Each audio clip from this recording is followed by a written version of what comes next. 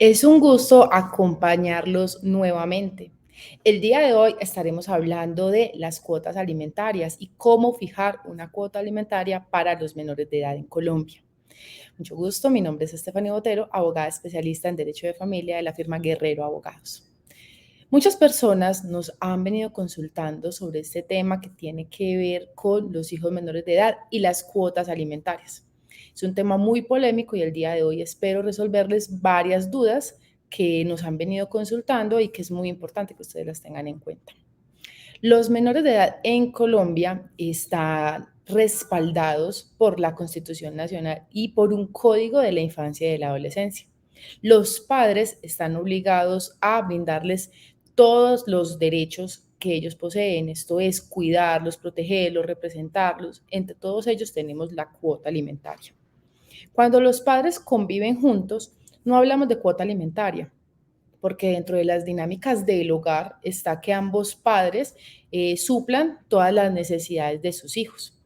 Pero esto cambia en el momento en el que sucede una separación, cuando estamos hablando de que los padres son unos compañeros permanentes, y también cuando hablamos del divorcio, cuando alguno de los padres decide que ya no quiere continuar el vínculo matrimonial y que desea la separación.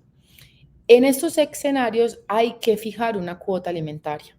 Muchas personas nos dicen, es que yo fijé la cuota alimentaria de forma verbal con el padre o la madre de mi hijo. Primera recomendación, la cuota alimentaria siempre debe de estar fijada en un documento.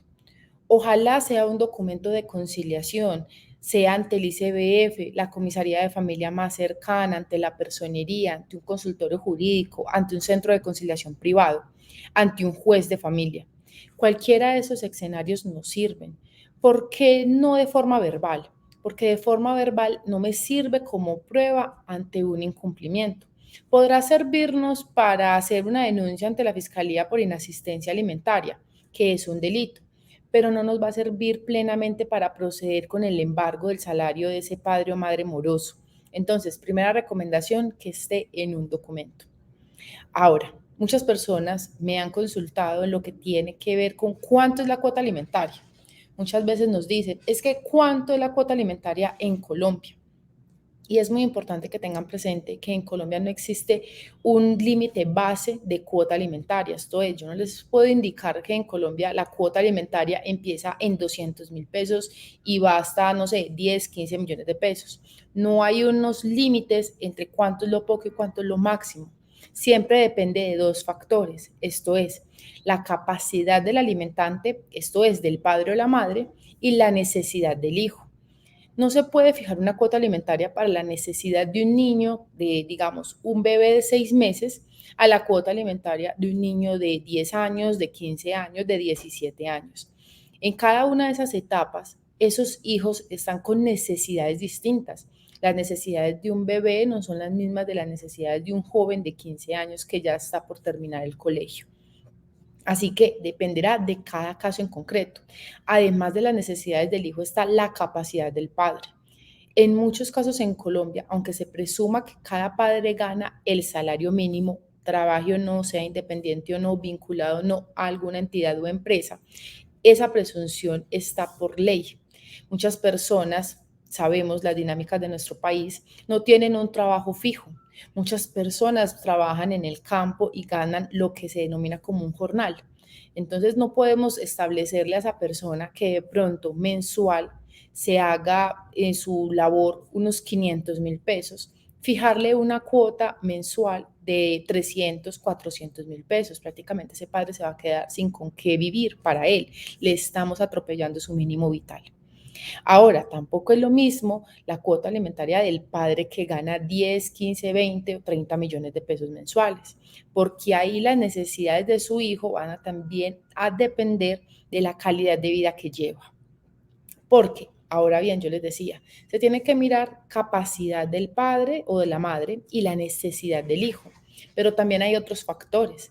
La cuota alimentaria también es para unos gastos básicos como lo es los alimentos, que incluye no solamente el mercado, sino que también estamos hablando de que el menor vive en una casa, sea propia o arrendada, donde se pagan servicios públicos. donde hay unos gastos que se deben de incurrir para poder vivir lo mejor que se pueda en las condiciones que se tienen.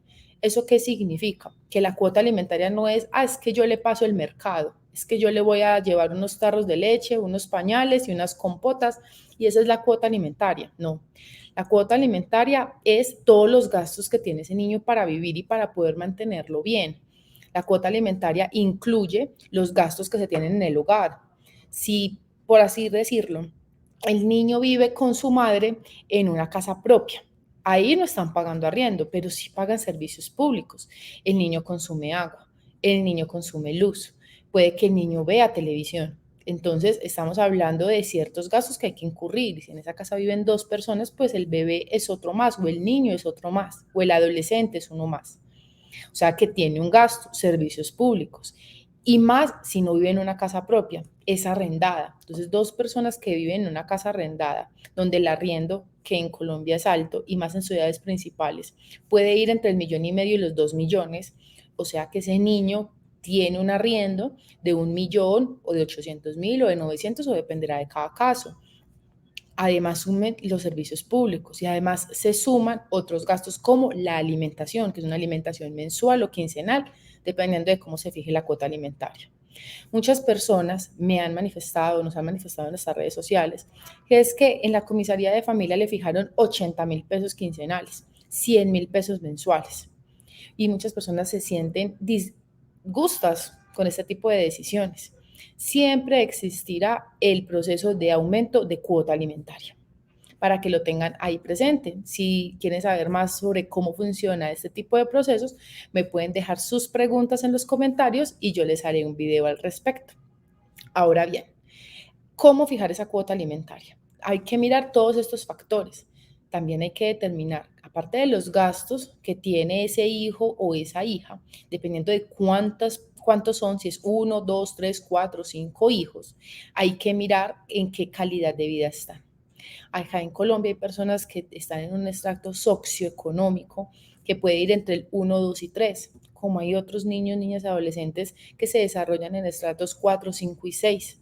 No es lo mismo el fijar la cuota alimentaria de un niño que vive en estrato 3, tiene 5 años, ya está empezando el colegio y lo que practica en sus tiempos libres es fútbol en la canchita de su barrio. A hablar de la cuota alimentaria de un niño de 5 años, estrato 6, que sus actividades extracurriculares son la equitación. El gasto del niño que practica fútbol al niño que practica equitación es diferente. Y no es porque uno u otro sea distinto, son los mismos niños, sino que están desarrollados en un ambiente socioeconómico diferente y el gasto es ostensiblemente mayor.